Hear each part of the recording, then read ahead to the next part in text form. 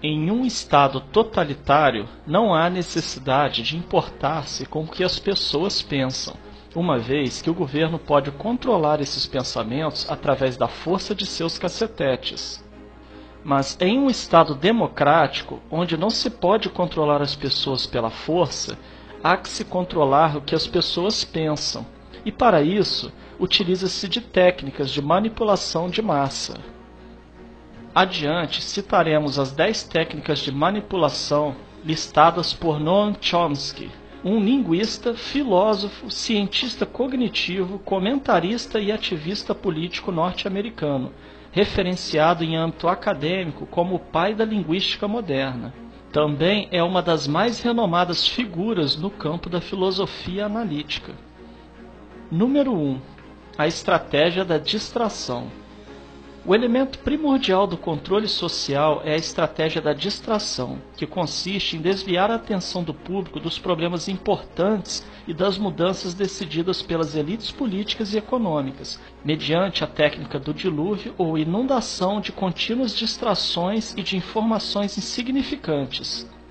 A estratégia da distração é igualmente indispensável para impedir ao público de interessar-se pelos conhecimentos essenciais, na área de ciência, da economia, da psicologia, da neurobiologia e da cibernética. Consiste em manter a atenção do público distraída, longe dos verdadeiros problemas sociais, cativada por temas sem importância real. Manter o público muito ocupado, sem nenhum tempo para pensar nas coisas que realmente têm importância. Estratégia de número 2. Criar problemas, depois oferecer soluções. Este método também é chamado de problema-reação-solução. Cria-se um problema, uma situação prevista para causar certa reação no público, a fim de que este seja o mandante das medidas que se deseja fazer aceitar. Por exemplo, deixar que se desenvolva ou se intensifique a violência urbana, ou organizar atentados sangrentos, a fim de que o público seja o mandante de leis de segurança e políticas em prejuízo da liberdade.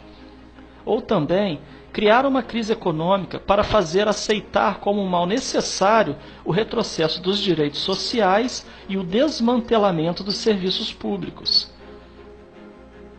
Número 3. A estratégia da gradação.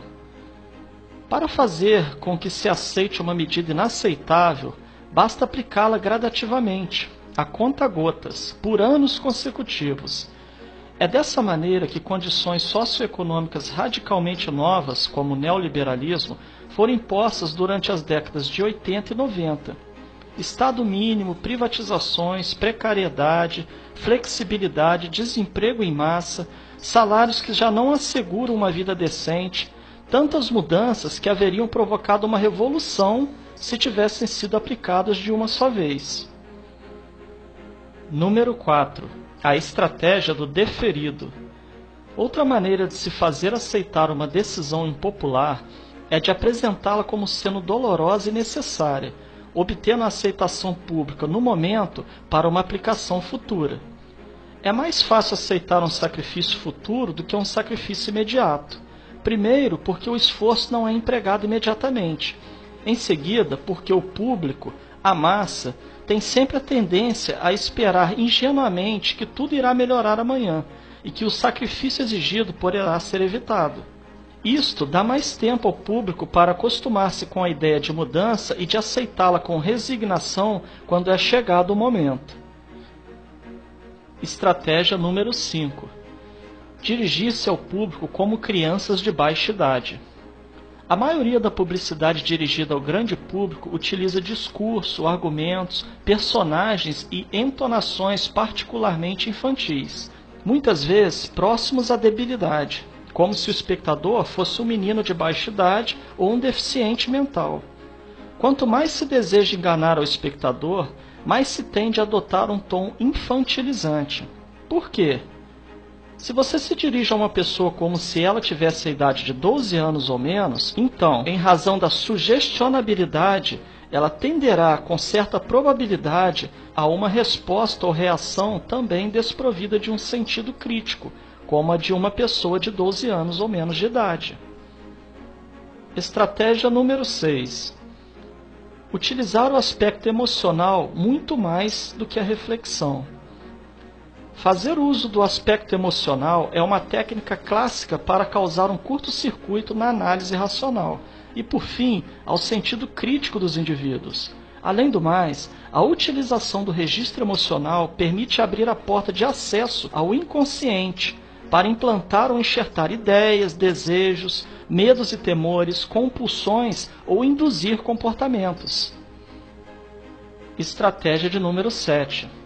Manter o público na ignorância e na mediocridade. Consiste em fazer com que o público seja incapaz de compreender as tecnologias e os métodos utilizados para seu controle e sua escravidão. A qualidade da educação dada às classes sociais inferiores deve ser a mais pobre e medíocre possível, de forma que a distância da ignorância que paira entre as classes sociais inferiores e as classes sociais superiores seja e permaneça impossível para o alcance das classes inferiores. Estratégia de número 8. Estimular o público a ser complacente na mediocridade. Consiste em promover o público a achar que é moda o fato de ser estúpido, vulgar e inculto. Estratégia de número 9. Reforçar a revolta pela autoculpabilidade. Fazer o indivíduo acreditar que é somente ele o culpado pela sua própria desgraça, por causa da insuficiência de sua inteligência, de sua capacidade ou de seus esforços. Assim, ao invés de rebelar-se contra o sistema econômico, o indivíduo se autodesvalida e culpa-se, o que gera um estado depressivo do qual um dos seus efeitos é a inibição de sua ação. E sem ação não há revolução. Estratégia de número 10. Conhecer melhor os indivíduos do que eles mesmos se conhecem. No transcorrer dos últimos 50 anos, os avanços acelerados da ciência têm gerado crescente brecha entre os conhecimentos do público e aqueles possuídos e utilizados pelas elites dominantes. Graças à biologia, à neurobiologia e à psicologia aplicada, o sistema tem desfrutado de um conhecimento avançado do ser humano, tanto de forma física como psicologicamente. O sistema tem conseguido conhecer melhor o indivíduo comum do que ele mesmo conhece a si próprio. Isto significa que, na maioria dos casos, o sistema exerce um controle maior e um grande poder sobre os indivíduos do que os indivíduos a si mesmos. Observando essas 10 estratégias citadas por Noam Chomsky, certamente poderemos fazer relações com o que vivemos atualmente, principalmente no campo político. Portanto, é dever de cada um analisar cada fato e notícia a partir de seu próprio ponto de vista, reunindo a maior quantidade de informações possível. Somente assim conseguiremos anular os efeitos manipuladores que estão embutidos nas propagandas, notícias e acontecimentos.